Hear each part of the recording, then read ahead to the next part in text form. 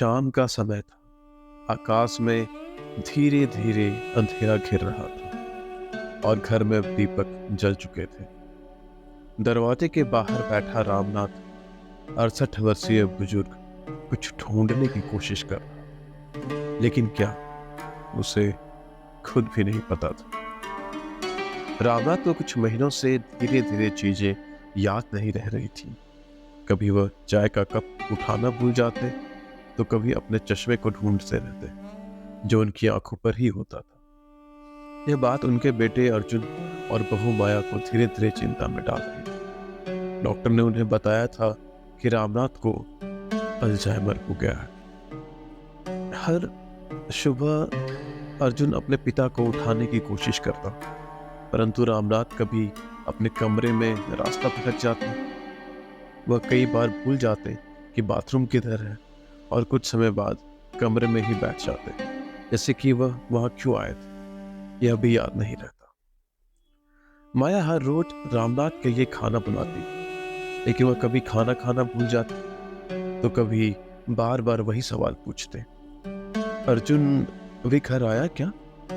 उनके सवालों ने अब माया और अर्जुन को परेशान करना शुरू कर दिया था। गांव के लोग अब धीरे धीरे रामनाथ के बदलते व्यवहार को नोटिस कर रहे थे। एक दिन वह गलती से अपने पुराने दोस्त के घर चले गए और उसे पहचानने से इनकार कर दिया। यह देखकर दोस्त और उसके परिवार वाले अजीब नजरों से उसे देखने लगे। यह सब अर्जुन के लिए अपमानजनक हो गया था। अर्जुन रातों को जाग कर अपने पिता के बदलते चेहरे को देखता और सोचता, क्या वही इंसान है जिन्होंने मुझे इतना प्यार से पाला। माया भी देखती कि अर्जुन की आंखों में यह दर्द बढ़ता जा रहा है, लेकिन वह कुछ कह नहीं पाता। हर दिन के छोटे छोटे संघर्षों ने रामनाथ के परिवार को मानसिक रूप से थका दिया था। माया और अर्जुन एक दूसरे से बात करने के दौरान अपने आंसुओं को छिपाने की कोशिश करते, लेकिन अंदर से वे दोनों जानते थे कि यह स्थिति दिन ब दिन कठिन होती जा रही थी। रामनाथ की हालत अब और बिगड़ने लगी थी। अर्जुन और माया ने डॉक्टर से परामर्श लिया, जिन्होंने कहा कि स्थिति और गंभीर हो सकती है, लेकिन इन्हें धैर्य रखना होगा। डॉक्टर ने सुझाव दिया कि रामनाथ की याददाश्त को मजबूत रखने के लिए उन्हें उनकी पुरानी यादों से जोड़ा जाए। माया ने सोचा कि क्यों न कुछ ऐसा किया जाए जिससे रामनाथ का मन खुश रहे। एक दिन माया ने रामनाथ को उनके पुराने एल्बम दिखाने का फैसला किया। वह धीरे धीरे पुराने एल्बम के पन्ने पलटने लगी। रामनाथ की आंखें उन तस्वीरों को देखकर थोड़ी चमक उठी। ये कौन है? उन्होंने अर्जुन की बचपन की तस्वीर की तरफ इशारा करते हुए पूछा। माया ने धीरे से मुस्कुराते हुए कहा, ये आप ही का बेटा अर्जुन है। रामनाथ कुछ देर चुप रहे, फिर बोले, हाँ अर्जुन, याद है। माया और अर्जुन को लगा कि शायद इस तरह की गतिविधियों से रामनाथ की याददाश्त कुछ बेहतर हो सकती है। हर दिन माया किसी न किसी पुराने किस्से को दोहराती। कभी रामनाथ के कॉलेज के दिनों की बात करती, तो कभी उनके बचपन के किस्से। लेकिन रामनाथ की याददाश्त कभी कभी काम करती और कभी कभी पूरी तरह से चुप्पी साध लेती। गांव के लोग अब रामनाथ के अजीब व्यवहार की बातें करने लगे थे।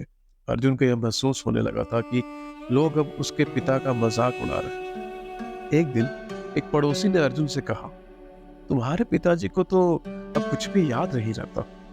इस उम्र में ऐसा होना स्वाभाविक है, लेकिन तुम्हें ज्यादा परेशान होने की जरूरत नहीं।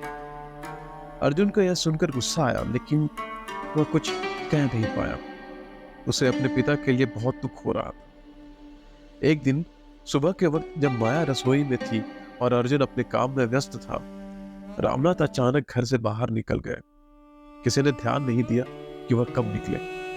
कुछ घंटे बाद जब माया ने देखा कि रामनाथ घर में नहीं है, तो उसने अर्जुन को बताया। वे दोनों घबरा गए और पूरे गांव में उन्हें ढूंढने लगे। अर्जुन और माया ने गांव के हर गली, हर मोड़ पर रामनाथ को ढूंढा। जब गांव वालों को पता चला कि रामनाथ गायब है, तो कुछ लोगों ने भी मदद करने के लिए कोशिश की और वो आगे आए। लगभग 4 घंटे बाद गांव के बाहरी इलाके में रामनाथ एक बगीचे के पास बैठे मिले। वह बगीचा वही जगह थी जहां रामनाथ और उनका परिवार बचपन में पिकनिक के लिए जाया करते थे। रामनाथ वहां बैठा मुस्कुरा रहे थे, जैसे कि वह किसी पुरानी याद में हो गए हो। अर्जुन ने रामनाथ को अपने गले से लगा लिया और आंसू रोक नहीं पाया। वह जानता था कि उसके पिता अब वैसा नहीं रहे, लेकिन उस पल उसे लगा कि कहीं न कहीं रामनाथ अब भी अपने पुराने जीवन से जुड़े हुए हैं। माया ने धीरे से रामनाथ के कंधे पर हाथ रखा और कहा, चलो घर चले पिताजी। रामनाथ ने उनकी ओर देखा और धीरे से मुस्कुराते हुए कहा, हाँ घर चलते हैं। उस पल माया और अर्जुन को महसूस हुआ कि भले ही रामनाथ की यादें धीरे धीरे बिसर रही थी, पर उनका प्यार और रिश्ते अभी भी उनके दिल में कहीं न कहीं जिंदा थे। दोस्तों, इसी तरह की कहानियां सुनने के लिए हमारे चैनल द ट्विस्टेड टेल्स को सब्सक्राइब करें और बेल आइकन दबाना न भूलें। धन्यवाद।